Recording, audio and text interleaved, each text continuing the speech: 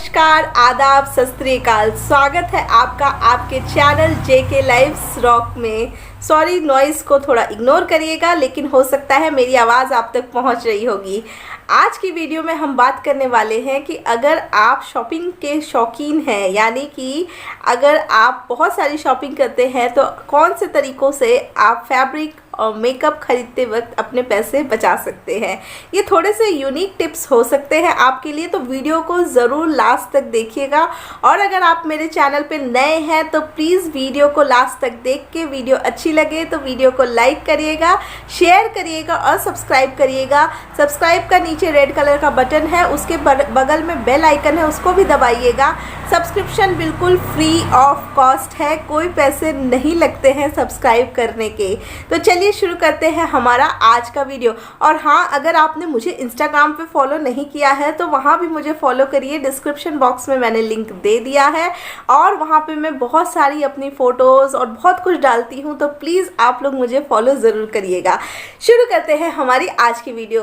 तो आज की वीडियो में जो मैं आपको टिप्स देने वाली हूँ वो ये है कि जब आप फैब्रिक परचेज़ करते हैं या फिर आप कोई भी क्लोथिंग की शॉपिंग करते हैं, जो कि सभी लड़कियों को बहुत पसंद होता है, या मेकअप की शॉपिंग करते हैं, तो क्या छोटी छोटी चीज़ें हैं जिनको ध्यान में रखकर आप अपने पैसे बचा सकते हैं। देखिए, पैसे बचाएंगे तो और भी ज़्यादा शॉपिंग कर सकते हैं। और हमें मालूम है कि गर्ल्स को और लेडीज़ को शॉपिंग का बहुत शौक़ होता है, बॉयज़ को इतना नहीं होता है, ये बात तो माननी पड़ेगी। तो चलिए मैं आपको कुछ टिप्स देती हूँ। जो पहली टिप मेरी ये है कि जब भी आप कोई शॉपिंग कर रहे हैं तो आप एक अपना मंथली बजट फिक्स कर लीजिए कि आपको इतना बजट अपने क्लोथ्स पर, ज्वेलरी पर या फिर अपने मेकअप आइटम पर खर्च करना है। वो बजट हर किसी का अपने अनुसार हो सकता है, आपका बजट। तो मान लीजिए जैसे आपने 500 रुपीज़ फिक्स किया एक महीने का। जब आप 500 रुपीज़ फिक्स करते हैं तो आपका साल का हो गया 6,000 रुपये।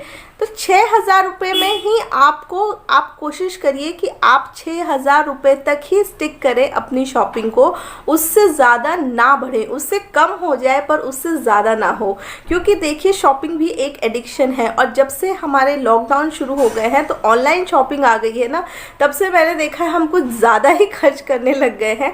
तो ऑनलाइन शॉपिंग में क्या होता है, स्क्रीन पर सेल फ्लैश होती रहती है और उसी के चक्कर में हम लोग जो है चले जाते हैं और हमारी जो पैसे हैं वो खर्च हो जाते हैं। तो अब क्या है, मान लीजिए आपका कोई सामान जो है, जो आपने 500 रुपये के लिए फ़िक्स किया था, वो 500 में नहीं आता है, तो आपने 1,000 रुपये का ख़रीद लिया। 1,000 रुपये का ख़रीद लिया वो ठीक है, लेकिन अब आप ये कोशिश करिए कि 2 महीने का आपने एक ही बार ख़रीद लिया है, तो अब आप 2 महीने तक उसकी शॉपिंग ना करें। मैंने पर्सनली ये फ़ील किया है, क्योंकि अगर आप अपने एक्सपेंसेस को कंट्रोल नहीं करेंगे तो वो अननेसेसरी वेस्ट होता है। पिछले साल मुझे लगता है मैंने बहुत ज़्यादा पैसे बर्बाद किए हैं अपने क्लोथिंग आइटम पे। मुझे क्लोथिंग का बहुत शौक़ है, तो मैंने अराउंड 30,000 रुपीज़ खर्च किए, अराउंड। वो भी मैंने बाद में बहुत हिसाब का, तो मुझे लगा बहुत ज़्यादा है। और स्पेशली क्या होता है कि आपके घर की स्पेसेस बहुत ऑक्यूपाई करते हैं क्लोथिंग आइटम। तो आप ज़्यादा से ज़्यादा ये कोशिश करिए कि आप अपने आइटम्स को रीयूज़ करें, यानी उसको दोबारा से इस्तेमाल कर सकें, इस तरह के आइटम्स ले आप। तो ये मेरा पहला पॉइंट है, यानी अगर आपने 2 महीने का या 3 महीने का बजट एक बार खर्च कर दिया तो फिर आप वो 3 महीने शॉपिंग मत करिए, चाहे आपको कितना भी टेम्पटिंग लगे। तो पिछले साल मैंने 30,000 किया, तो इस बार मैंने 6 मंथ्स हुए हैं अभी, तो 6 मंथ्स में मैंने 10 किया है। मतलब 10 इसलिए किया है क्योंकि मैं कम कर रही हूँ। एकदम से आप अगर रिड्यूस करना चाहेंगे अपनी शॉपिंग हैबिट को तो वो बिल्कुल नहीं हो पाता है, वो नेक्स्ट टू इम्पॉसिबल है। तो धीरे धीरे उसको कंट्रोल करिए। जो सेकंड एडवाइस ये है कि ज़्यादा से ज़्यादा हो सके तो अपने आइटम्स को रीयूज़ करिए, मतलब उसको दोबारा से इस्तेमाल करिए। आप सिर्फ ऐसे कपड़े खरीदें या ऐसे आइटम्स खरीदें जो कि आप एक बार से ज़्यादा पहने। कितने आइटम्स आप ऐसे होते हैं ज़िंदगी में सिर्फ एक बार पहनते हैं। देखिए, फैशन का प्रिंसिपल ये है कि अगर आप कोई भी कपड़ा खरीद रहे हैं तो आप दिमाग में ये सोच लिए कि उसे आप कम से कम 30 बार पहनेंगे। 30 टाइम्स अगर आप वो पहनते हैं अपनी ज़िंदगी में तो ही वो कपड़ा आपके लिए यूज़फुल है, अदरवाइज़ यूज़फुल नहीं है। इसलिए वेडिंग में क्या होता है, लोग बहुत भारी भारी चीज़ें खरीद लेते हैं। आपकी खुद की वेडिंग है तो भी खरीदते हैं, और जब दूसरों की वेडिंग होती है तो भी आप बहुत बहुत ही महंगी महंगी साड़ियाँ खरीद लेते हैं, बहुत महंगे महंगे लहंगे खरीद लेते हैं और ज़िंदगी में एक बार या 2 बार पहनते हैं, तो वो अननेसेसरी वेस्ट है आपके पैसों का भी और इन्वायरमेंट का भी, क्योंकि इन्वायरमेंट में इतना सारा टेक्सटाइल जो है वो डिग्रेड नहीं होता है, कंपोस्ट नहीं होता है। तो आप कोशिश करिए कि आप ऐसे कपड़े खरीदें जो लॉन्गर यूज़ के लिए हों। भले आप ज़्यादा पैसा खर्च कर रहे हैं, मान लीजिए आपको बहुत ऑब्सेशन भी है क्लोथ्स का, पर वही कपड़े खरीदिए जो आपके इस्तेमाल में आएंगे। अपने वेदर को ध्यान में रखिए कि आप जहाँ रहते हैं वहाँ मौसम कितने महीने का मौसम ज़्यादा है। जैसे कि मैं जहाँ रहती हूँ वहाँ सर्दी बिल्कुल भी नहीं आती है, हमारे यहाँ सर्दी का सीज़न ही नहीं होता है, तो इसलिए मैं सर्दी के कोई भी कपड़े नहीं खरीदती हूँ। मैं ज़्यादा से ज़्यादा कॉटन कपड़े खरीदने की कोशिश करती हूँ या जॉर्जेट लाइट वेट जो शिफॉन होते हैं वही खरीदती हूँ, क्योंकि अगर मैं सर्दी के ज़्यादा कपड़े खरीदूंगी तो उसका कोई मतलब नहीं है, वो स्पेस ऑक्यूपाई करेगा। सर्दी के कपड़े बहुत ज़्यादा स्पेस लेते हैं, और अगर आपको कभी कभार घूमने कहीं बाहर जाना है उसके लिए ज़्यादा कपड़े लेने की ज़रूरत नहीं है। ज़्यादा पैसे मत बर्बाद करिए, क्योंकि क्लोथिंग एक ऐसी चीज़ है, देखिए वो आप अपने जनरेशन टू जनरेशन को पास कर सकते हैं, पर आप उसका रख रखाव कैसे कर रहे हैं, उसको मेंटेन कैसे कर रहे हैं, वो ज़्यादा ज़रूरी है। और जनरेशन को पास करने से पहले आप उसको कितना यूज़ करते हैं ये भी आप अच्छे से देखिए। जो मेरी थर्ड एडवाइस है वो ये है, जैसे मैंने बोला वेदर के अकॉर्डिंग आप खरीदें, तो गर्मी ज़्यादा है तो कॉटन के क्लोथ्स ज़्यादा खरीदें। तो थर्ड एडवाइस मेरी ये है, क्योंकि हम इंडिया में रहते हैं और इंडिया के मोस्ट ऑफ द पार्ट्स, कुछ पार्ट्स को छोड़कर गर्मी ज़्यादा होती है, तो आप कॉटन फैब्रिक्स पे ज़्यादा इन्वेस्ट करिए इंस्टेड ऑफ अदर फैब्रिक्स, जैसे कि सिल्क, जॉर्जेट या जो भी है अदर फैब्रिक्स, क्रेप, इन पर कम इन्वेस्ट करिए, कम कपड़े खरीदिए वैसे जो कि आपको ज़्यादा यूज़ नहीं आने वाले हैं। कॉटन के कपड़े आप बाहर पहन सकते हैं, और बाहर से जब वो पुराने हो जाते हैं तो आप उसको घर में भी पहन सकते हैं। तो आपको क्या देखना है कि किस कपड़े की मैक्सिमम यूटिलिटी है। अगर आप हाउसवाइफ हैं तो आप इस तरह के कपड़े लीजिए जो कि आप 2-4 बार बाहर पहन के जा सके, उसके बाद आप उसको घर में भी यूज़ कर सके। घर के लिए अलग से कपड़े खरीदने का मतलब है कि आप बहुत ज़्यादा जो है अपने बजट में ऐड कर रहे हैं। अगर आप घर के लिए कपड़े खरीद रहे हैं, मतलब आप ज़्यादा घर पे रहते हैं और घर के लिए कंफर्टेबल क्लोथ्स खरीद रहे हैं, तो बाहर के लिए कम खरीदिए, क्योंकि आपका बाहर जाना कम है तो आप बाहर के लिए कम खरीदिए। और अगर आप बाहर जाते हैं, वर्किंग है, आपने अपने वर्क प्रोफाइल के अकॉर्डिंग कपड़े खरीदे हैं, तो जो कपड़े आप बाहर यूज़ कर रहे हैं और अगर आप उसको घर पे आके रीयूज़ कर सकते हैं, मतलब घर पे भी उसको पहन सकते हैं, तो कुछ टाइम के बाद आप उनको घर पे निकाल दीजिए और घर के कपड़े कम खरीदिए। आई होप आपको मेरी बात समझ आ रही होगी। बाहर जाते हैं तो बाहर के कपड़े ज़्यादा खरीदिए, और घर पे रहते हैं तो घर वाले कपड़े खरीदिए ज़्यादा, बाहर वाले कपड़े नहीं। जो मेरी फोर्थ एडवाइस ये है कि जब आप फैब्रिक परचेज़ करते हैं, तो मैं अपने एक्सपीरियंस से आपको ये बता रही हूँ कि जब आप फैब्रिक परचेज़ करते हैं, तो अगर आप सस्ते दाम का फैब्रिक परचेज़ कर रहे हैं और आप थोड़े से प्लस साइज़ में है, तो आपने देखा होगा बहुत प्रॉब्लम होती है। अर्ज जो होती है कपड़े की वो कम होती है, अर्ज मतलब विथ, उसकी विथ बहुत कम होती है, तो आपको फिट होने में बहुत प्रॉब्लम होती है। तो इसलिए मैं आपको यही एडवाइस करूँगी कि आप रनिंग मटेरियल ज़्यादा लीजिए या थोड़े से महंगे कपड़े लीजिए जिसमें कि अर्ज ज़्यादा होती है। और अगर आप सिल्क में जाते हैं तो सिल्क में या जॉर्जेट में, ये सभी के लिए है, वो प्लस साइज़ के लिए नहीं है। अगर आप सिल्क और जॉर्जेट का कुर्ता पहनना चाहते हैं, बड़ी ही सिंपल सी एडवाइस है, हालांकि हर कोई ये आपको बताता है, आप साड़ी परचेज़ कर लीजिए। जी हाँ, बिल्कुल सही कह रही हूँ मैं। साड़ी को आप साड़ी मत समझिए, उसको आप फैब्रिक समझिए कि आपने एक फैब्रिक परचेज़ किया है, क्योंकि जितने दाम का आप जॉर्जेट का बाहर में कपड़ा लेंगे ना, उतने में पूरी की पूरी साड़ी आ जाएगी और उसमें आपका सलवार सूट दुपट्टा सब कुछ बन जाता है। तो अगर आप जॉर्जेट के लिए लेना चाह रहे हैं तो साड़ी का कपड़ा ले सकते हैं। साड़ी का कपड़ा 5 से 5.5-6 मीटर का होता है, एनफ होता है 3 चीज़ों के लिए। मतलब सिंपल अगर आप कुर्ती और पजामा और दुपट्टा लेंगे तो तीनों चीज़ें उसमें हो जाती हैं।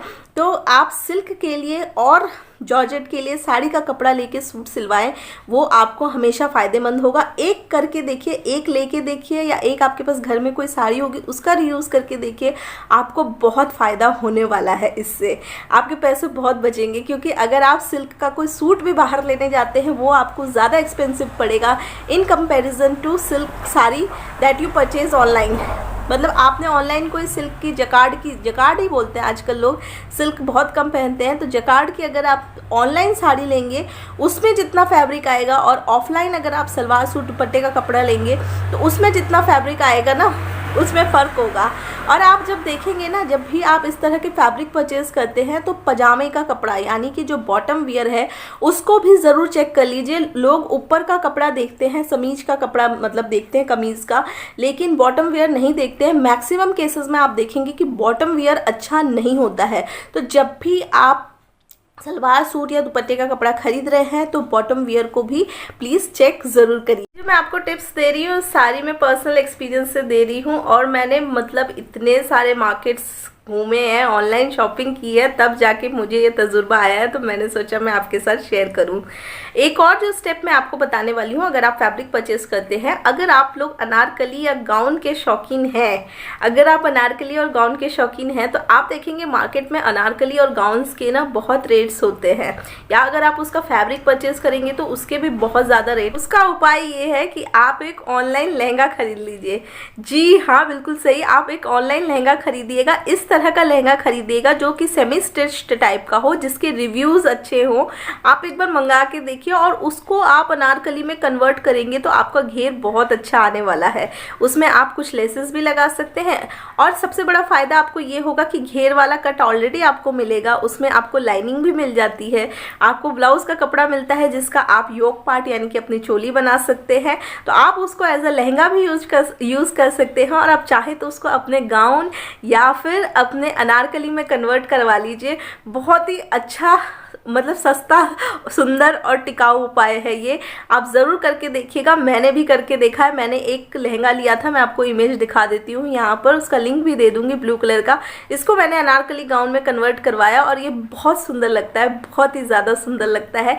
तो आपको जितने दाम में बाहर में फैब्रिक मिलेगा उतने दाम में आप एक लहंगा ले लीजिए और लहंगा को आप अनारकली में कन्वर्ट करवाइए। वो बहुत ही बेटर सोल्यूशन है बाकी बाहर से फैब्रिक परचेज़ करना या अनारकली परचेज करने से। हाँ, अगर आप कॉटन का चाहते हैं तो कॉटन का ही, अगर आपको कॉटन का चाहिए तो आप कॉटन का लहंगा मत लीजिएगा। मैं सिर्फ सिल्क और जकार्ड की बात कर रही हूँ, या जो सिंथेटिक वेयर्स होते हैं, वेलवेट होते हैं, उनकी बात कर रही हूँ।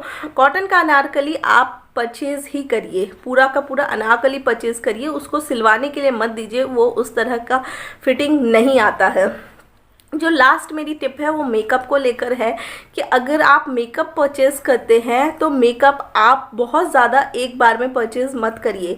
यानी आपने सेल देखी, आपका मन ललचाया कि प्राइमर भी ले लूँ, ये भी ले लूँ, फाउंडेशन भी ले लूँ, बेस भी ले लूँ, सब कुछ ले लूँ, तो बहुत सारी चीज़ें आपको लेने की ज़रूरत नहीं है। बेसिक सारी चीज़ें ले लीजिए, लेकिन रिपीट वाली चीज़ें मत लीजिए। मतलब आपने 6 शेड बेस के ले लिए यानी फाउंडेशन के ले लिए, आप पहले देख लीजिए कि कौन सा शेड आपको सूट करता है, उसी शेड का आप बार बार मंगाइए। और बहुत ज़्यादा प्रोडक्ट मंगाने से क्या होता है, वो एक ही बार सारे एक्सपायर हो जाते हैं तो बेकार हो जाते हैं। एक्सपायर प्रोडक्ट मत यूज़ करिए आप। और जब आप लिपस्टिक्स खरीदते हैं ना तो बेसिक शेड्स आप ले लीजिए, पिंक, रेड, जो बेसिक शेड्स होते हैं ना, मरून, इस तरह के, और बाद में आप उसको मिक्स मैच करके भी लगा सकते हैं। जैसे मैंने ये शेड लगाया, मैंने रेड और पिंक को मिक्स कर दिया तो फ्यूशिया शेड आ गया। तो मिक्स करके जब आप शेड्स यूज़ करेंगे ना तो आपकी दोनों लिपस्टिक्स यूज़ हो जाती है, और इस तरह से लिपस्टिक्स एक्सपायर भी नहीं होती हैं।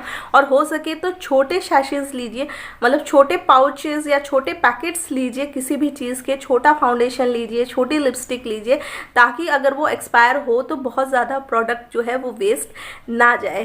तो ये थी मेरी आज की छोटी मोटी टिप्स, हो सकता है आप लोगों के काम आए। और अगर आपको वीडियो अच्छी लगी है तो क्या करना है, आपको सिर्फ लाइक का बटन दबाना है, शेयर करना है और सब्सक्राइब करना है। Thank you for watching my video, thank you so much. तो मिलते हैं आपको अगली वीडियो में।